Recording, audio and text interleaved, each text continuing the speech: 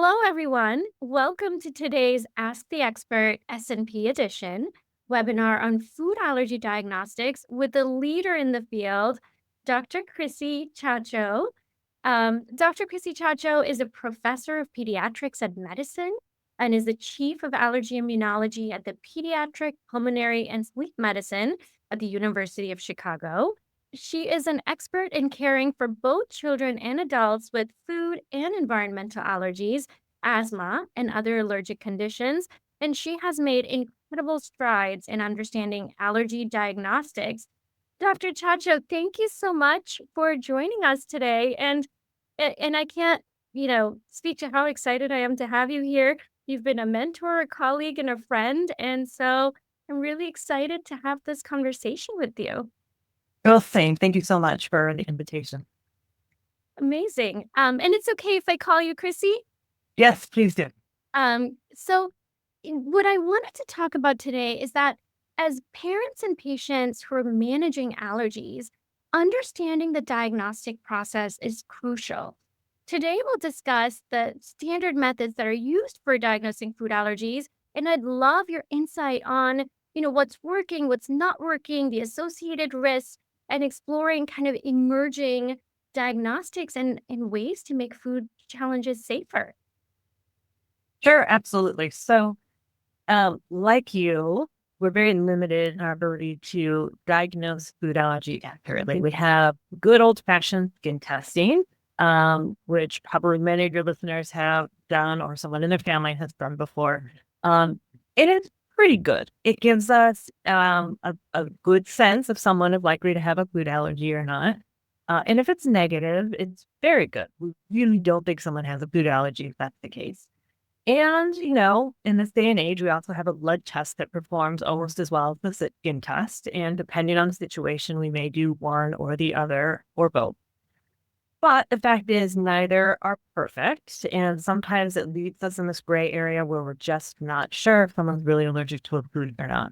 Then our only option is to do something called a food challenge. So we bring people in for an entire morning or entire afternoon, and very slowly we'll have them eat that food and see if they're tolerating it or not. Obviously, this can cause a lot of anxiety when we can't give a definite answer whether we think someone is allergic or not. But as it stands today, it's our best way of figuring out if someone's allergic to a food or not.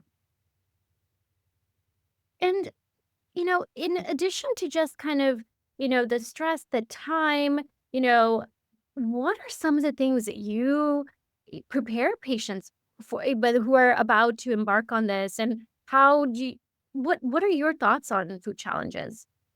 Yeah, I mean, you make a good point right from the beginning. Well, one, they're expensive. They take a long time. I mean, an entire half day. Most people have to take an entire day of work or entire day of school. Sometimes it's just not one food in question, it's several. So you have to come back day after day after day to really define what you're allergic to. And it's scary, right? That we're looking for a reaction to some sense. We're not purposely inducing a reaction, but we're hoping nothing happens, but it may. And I think coming in, everyone is nervous that they're going to have an allergic reaction or a severe allergic reaction like anaphylaxis. And it's imperfect in that way. We really like to offer something better where we can make it less expensive, where we could, minimize to the greatest extent we can the odds that someone would actually experience the severe allergic reaction, and make it cheaper for the family. So we know we have some work to do yet to advance with it. Yeah, and I'd love to talk about some of the research projects your team is doing because, and I'm sure you've experienced this too, just the anticipation of a food challenge is so traumatic for some of our families that they will actually not move forward with it, right? And then they're stuck with the food allergy when there's a chance that maybe they're able to actually ingest the food and may not be food allergic, or they get so, after a severe reaction, it's hard to continue with the other foods. So yes, there's such a great need for just better strategies. So tell us more about your work and what you're doing to make food allergy testing and food challenges safer and easier to diagnose. Yeah, absolutely. So, here's an interesting nuance about diagnostic testing in general in medicine, not just in food allergy. And the nuance is there's no perfect test for anything. Every test we do has a certain sensitivity and has a certain specificity. So, as it's become clear to everyone in the field, I'm sure you as well, um, that we need to do better than the skin testing and blood testing before we get to the food challenge. Mm, Um, So sorry to interrupt you. And would you mind just speaking on what you mean by sensitivity and specificity? oh, yeah, absolutely. Sorry. So, how accurate a test is. So, if it's very sensitive, it means that we're definitely picking that up. That if there's any possibility that's there, we're going to catch it. But Okay. specificity is the odds that we're right. So if the test is not very specific, we know we're definitely picking up if you have it or not. But there's a whole bunch of people who are tested positive who probably don't have the disease. So very So we high know false positive rate, right? exactly. Yeah. So when we're trying to design tests, we kind of play around with those numbers.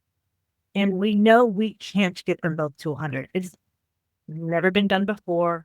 I hope in the future we'll get there. But as technology stands today across all diseases, we're just not at 100% for both sensitivity and specificity for pretty much any test.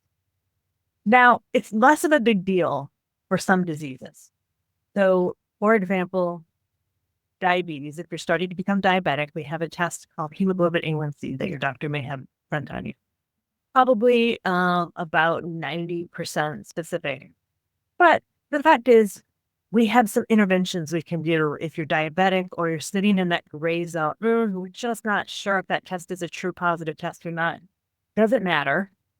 I need you to lose weight, eat better, maybe take this pill that is pretty safe and maybe has some advantages to other things anyway. So it's almost a no-brainer approach. Like, okay, if there's a question one way or the other, let's just start implementing these things anyway. Let's get you to a dietitian to talk about these things. In some ways, we don't really have that luxury with food allergy to have that kind of um, delta there, that difference between the 100% positive and 90%. We're 90% sure we're still going to have to introduce the food for the first time, and there's still a chance you're going to react. So that's where my team and our journey started several years ago, where we said, okay, we have amazing brains like yours who are looking at doing a very simple test that we could run that will tell us with a better likelihood if someone will tolerate food on it or not. But maybe let's take a little bit of a different approach. Let's acknowledge that there will never be a time when you're not eating a food for the first time. So if it's a 99% positive that someone's not allergic to a food, there's still going to be that 1% where we're just not sure. So we said, well, let's figure out how to deal with that first. We decided, okay, well, what we need to do is we need to design a device that would tell us if someone, as soon as the food goes in their mouth, is going to have an allergic reaction down the line or not. And that would serve a couple purposes. One, okay, if we can get a test up to 99% positive, then easy. We'll just have them at that visit. We can hook them up to a monitor. We can start to feed a food, and then we know right away, okay, yep, we're right, we're good. Or, oh, no, you're that 1%. Let's stop. Let me pull them back. But there was another thing we realized. Remember how we talked about in diabetes, we have these interventions. In food allergy, we just don't have so many interventions. We don't have a lot of treatments we can do. We want more. What's holding us back from getting more treatment about? Well, to get into a clinical trial, as things stand today, you not only have to do one food challenge, you have to do two. We call it a double-blind placebo-controlled food challenge. I know you know tons about this. I bet you've done more than anyone in the country, Tina.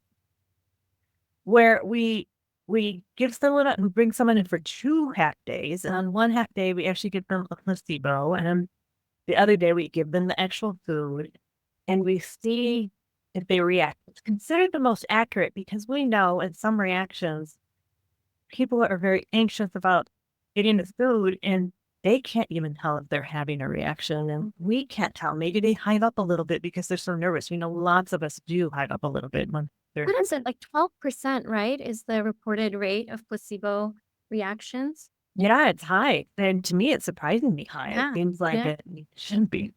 Yeah. And you Um, find you don't know what your patient's getting and your patient doesn't know. So you're both completely blinded or in the dark, so to speak. Okay.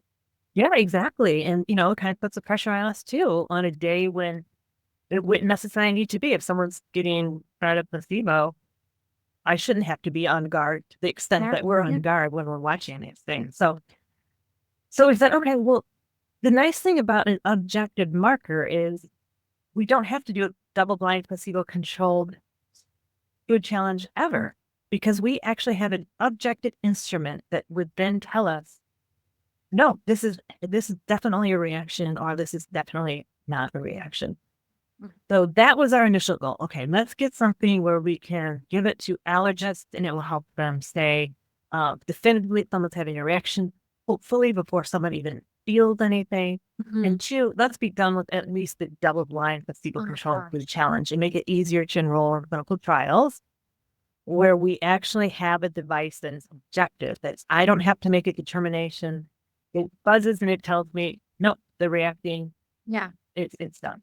And would you say there's a lot of subjectivity in calling food challenge reactions? Yeah, absolutely. It's tough.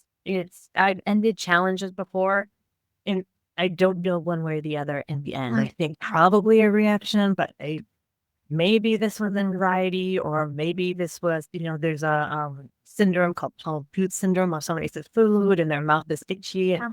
Yeah. And kind of the itchiness can get really bad, and we both get too nervous about continuing the food challenge, and we make a decision, okay, well, let's just avoid it anyway. And we still don't really know.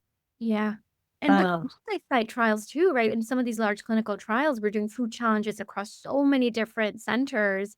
So having it just shows how important having this objective marker is.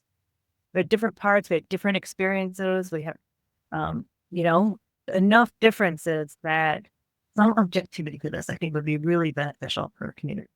In one of our food challenges, and we knew after the fact, the patient or participant was actually developing viral symptoms. They were actually Mm. becoming sick while they're sitting. So we thought it was a food allergic reaction, and we called it. And the next day, the patient actually had upper respiratory infection or viral infection, and turned out that was the placebo day. So it just shows that what we sometimes think is an allergic reaction could be other things going on as well.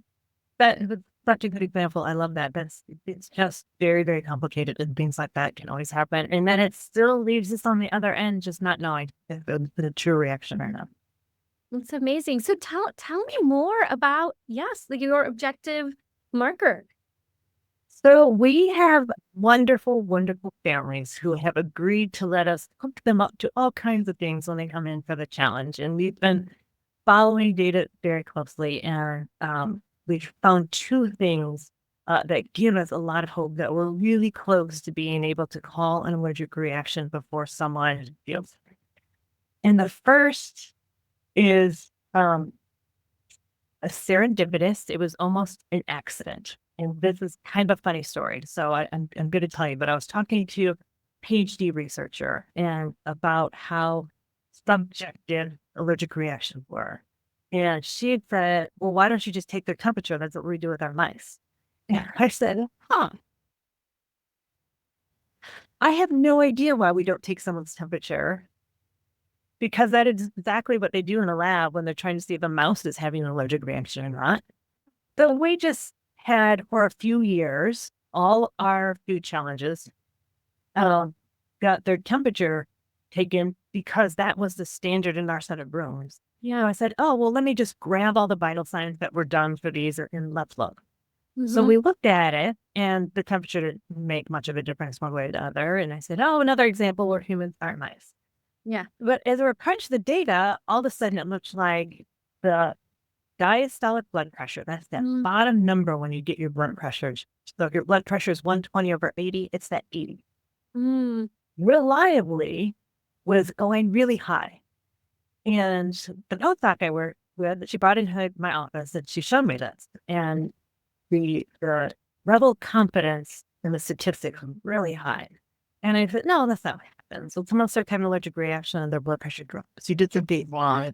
Look, that's what we've been taught all these years. Yeah. Over and over. And she went for a week, hem and hawed and plowed, and she came back and said, no, I'm right. I know it.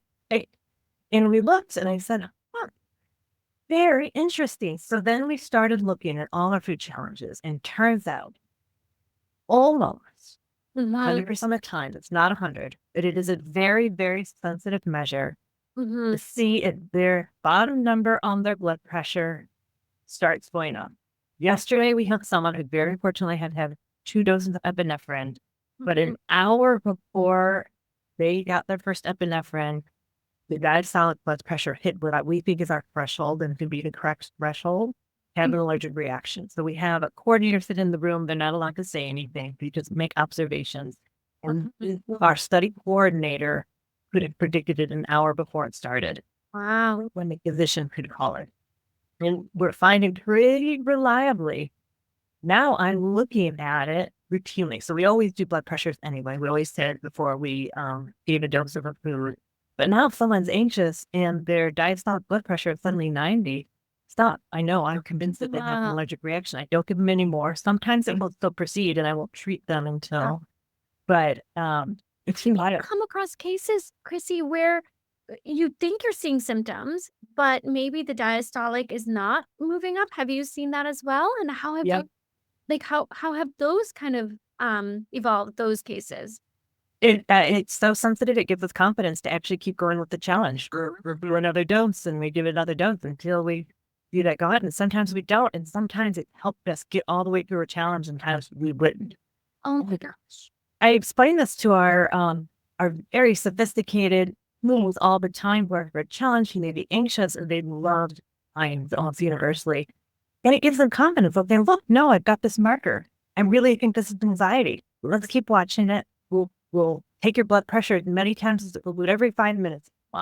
Yeah. You can just set it and it'll be, and it empowers them too to watch and say, no, it looks like I'm okay. Everything's looking okay. Oh, that's fantastic. Yeah, it's been fun. It's been really great. So that was our first big success. And that one, most offices already have a blood pressure cuff. So I really think we can get that to point where we can do it soon and help make things a little bit safer and let families kind of participate too in that monitoring and that level of assurance that things are going okay, or, oh, made it time to stop now. That tingling in their mouth is probably realness. That is amazing. Thank you so much for sharing kind of, how you came to that finding, and that wonderful story about looking for temperature. And I was like, oh, I feel like we've looked at it. I'd be surprised if we weren't perfect. So that's such a great story.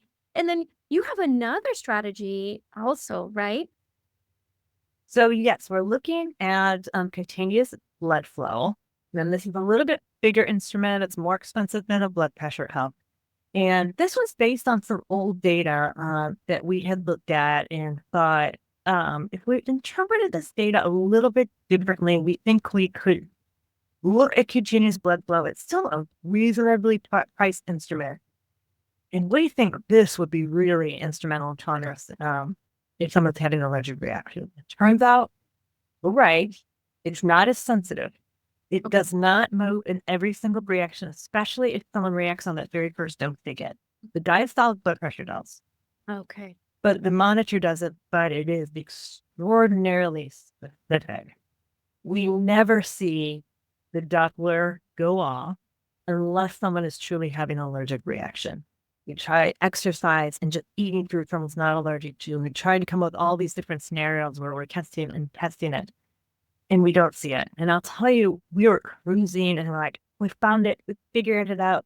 We're going to mix the sensitivity of the blood pressure and the specificity of the cutaneous blood flow. And we've got something. We can really do this. And then we had a young gentleman come in and the monitor fired and nothing happened. And I was the one doing the challenge. And I sent him home. And I can't look at the monitor during the challenge yet. So my postdoc walks in and she said, we just had our first false positive. Oh, The monitor went up and he didn't ring. okay. Oh, darn. Oh, well, no test is perfect. It's okay. We just need to figure out the circumstances when it may misfire. And at that moment, my pager went off. And my Oh, pager went on because this gentleman stepped in his front door and realized. oh my gosh. And the monitor knew hours before What? any of us did that he was going to react.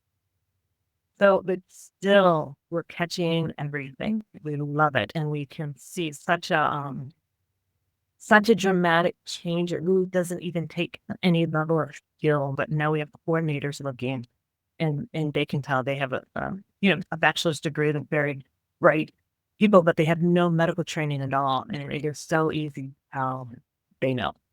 Oh, that is incredible. What a great story. And that's fantastic. I can't wait to kind of be able to utilize these strategies in our clinics here as well.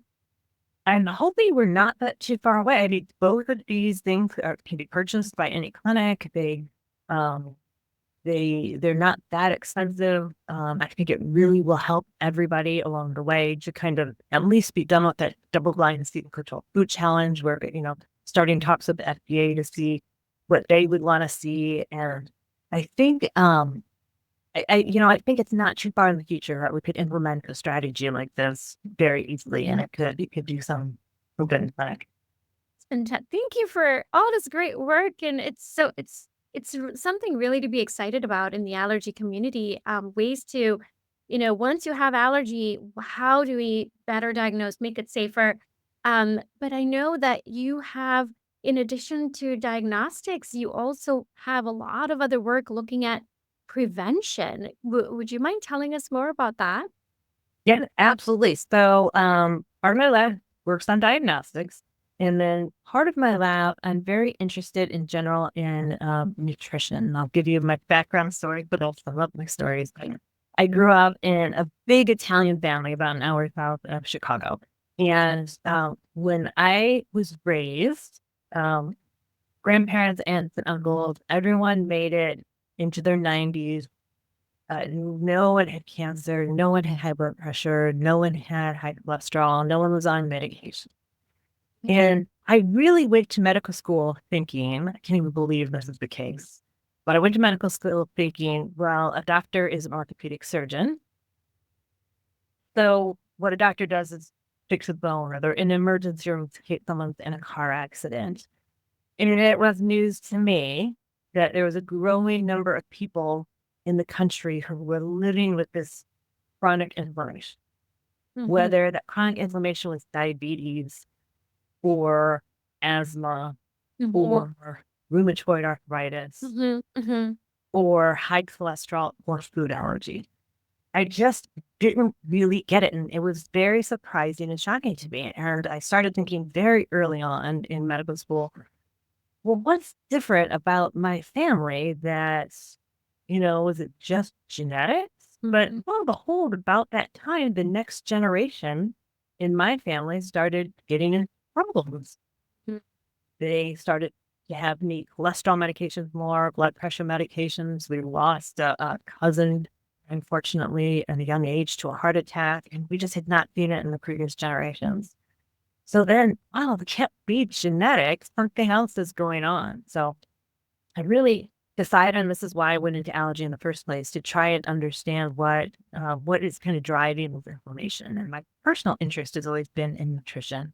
And I I started to wonder, well, could it make a difference that when we were raised, we were taught that fat is really bad for us? And I don't know if you remember that.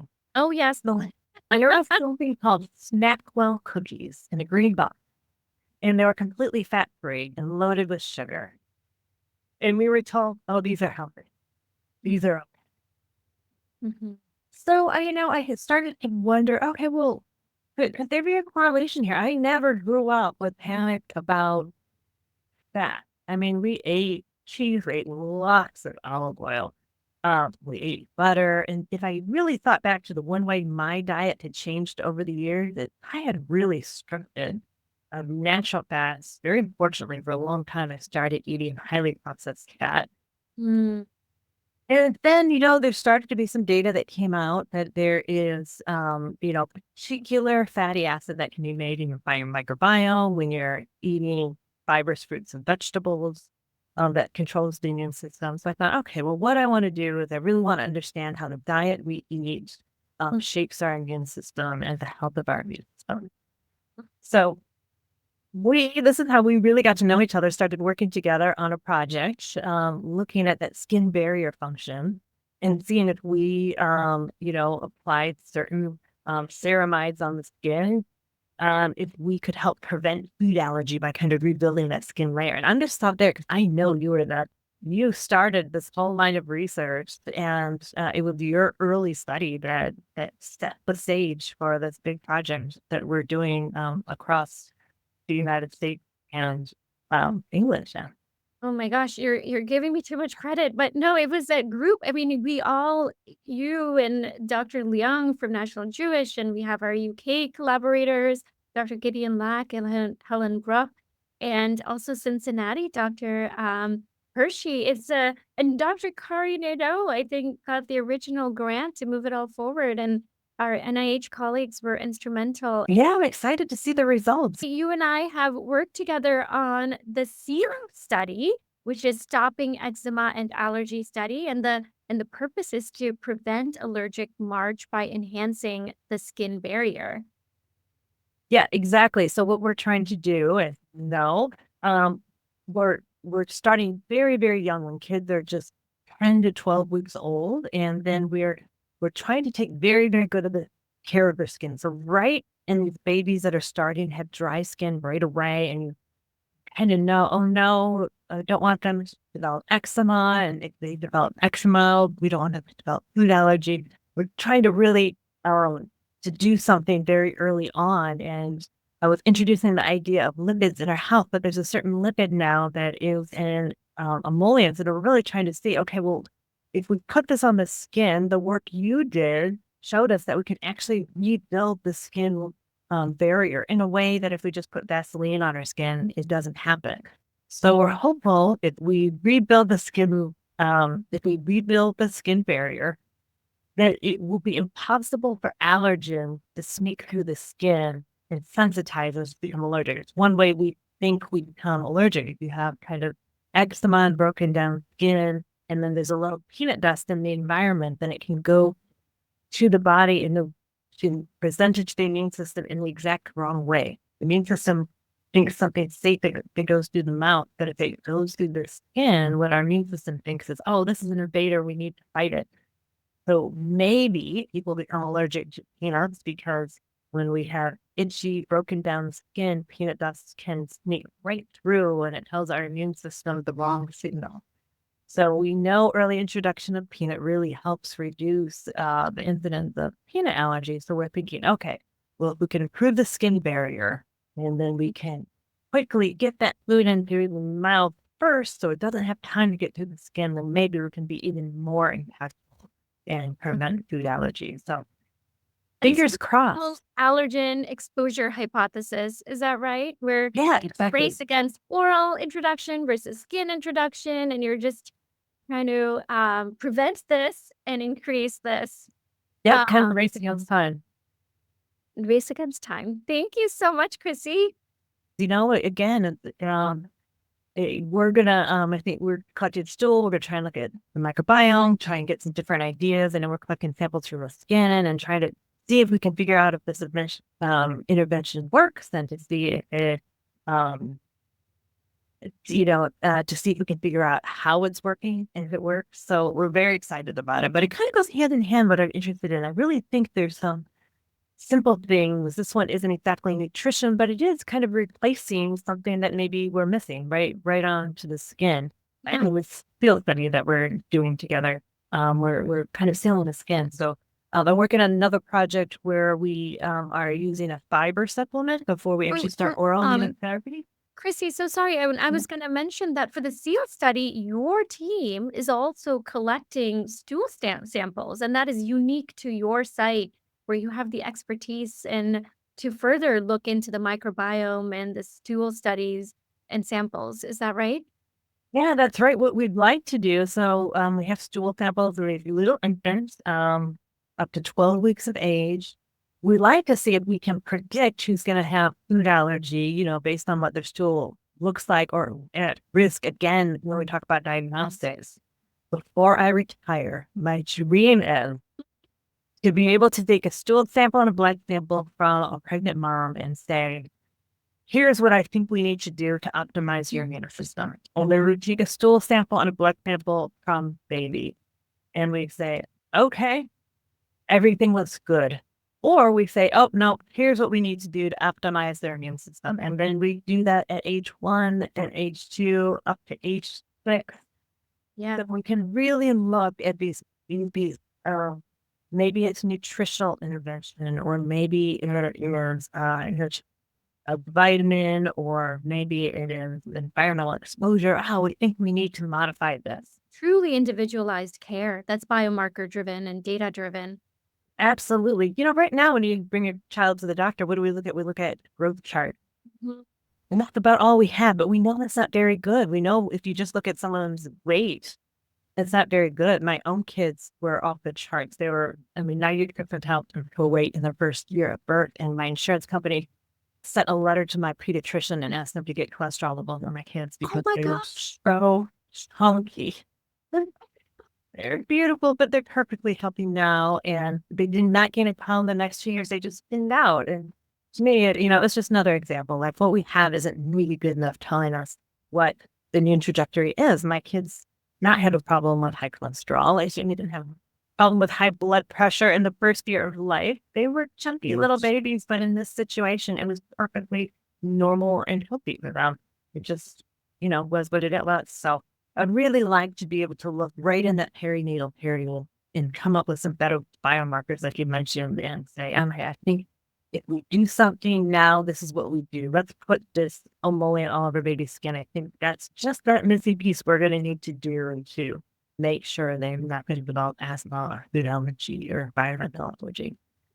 That's amazing. Amazing. Thank you for all that work. And then you're also doing some epigenetic work. Is that right? Yeah, I have a story for everything. Sure. I love this so please. I was sitting next to a colleague at a graduation dinner 4 years ago, for at the time my 8th grader. And we were kind of talking about our respective research. He was a chemist and he was studying plants, and, I'm an allergist, and had pretty food allergy. When the conversation sort of stopped and we didn't have much to talk about. And then he said, I have this test and I made it for crops, but it's a DNA methylation test. So we have our DNA and we don't know what parts of our DNA are turned on at any given time. And he said, but it really seems like it's a good predictor of some diseases. And I worked with the cancer center a little bit. And they can do something now called a liquid biopsy, which means they take a little sample of blood and they can actually do really well predicting what's going to happen with that cancer. Even better than just a biopsy, just the traditional biopsy where they actually biopsy the tumor. Like, the problem is, there just aren't enough people with any particular cancer for me to actually make this into something that could then benefit the world. I said, well, what do you think about food allergy? Because there are way too many people with food allergy right now, and we need a diagnostic test. And, we talked back and forth, and he said, yeah, he said, I think we should try this. I think this will work. So he has the only instrument in the world sitting here on the University of Chicago. We can take 1 nanogram of DNA, the tiniest, tiniest, tiniest little bit. And we can put it on this machine, and we've done it just now in the books of peanut allergy. We don't have to do any special cell separation. It's very stable. It's something that is kind of technically a really easy thing to do. You can get just a very small amount of blood, and it has certain components of DNA that you wouldn't be able to find if you're just looking at T cells or B cells or parts of the immune system that we spend a lot of time working on before. It gives us little extra pieces of DNA from other things. And we're finding that's helping. And we can do it because he has this technology that we can look at the DNA of all these different things. And we know really what's turned on and what's turned off all across the body. And when we draw that out, well, we can see who has peanut allergy and who doesn't have peanut allergy. So right now, we've just completed a study where we did oral immunotherapy to peanut. So we're trying to see if we can tell now if someone's been desensitized. It looks like maybe they're going into a remission. Or now if someone has multiple food allergies, can we really tease out, yes, cashew, but no almond? We don't know if it's that good yet. So we're really putting it to the test now. And we'll see. It's in the early stages, but it's exciting from the preliminary work now that maybe something's there. Oh my gosh, that sounds very exciting. I feel like we're going to hear about another diagnostic test and then we'll have your food allergic patient and we can do all these tests and studies and have a really clear cut path and treatment plan for each individual, which is fantastic. So, That's the goal. Absolutely. well, thank you so much, Dr. Chrissy Ciaccio, for chatting with me today. I feel like we could probably go on for hours. And I feel there's so many important things and so many important projects and work that you've worked on and so much exciting data. I can't wait to see how we start to incorporate some of this into the field. And it's truly innovative and it's so inspiring and exciting to find all these ways that we can help our patients. Well, thanks. It's been a joy to work on it. And I also am looking forward to how we can integrate it and how we can continue to work together to get some of this working for everybody.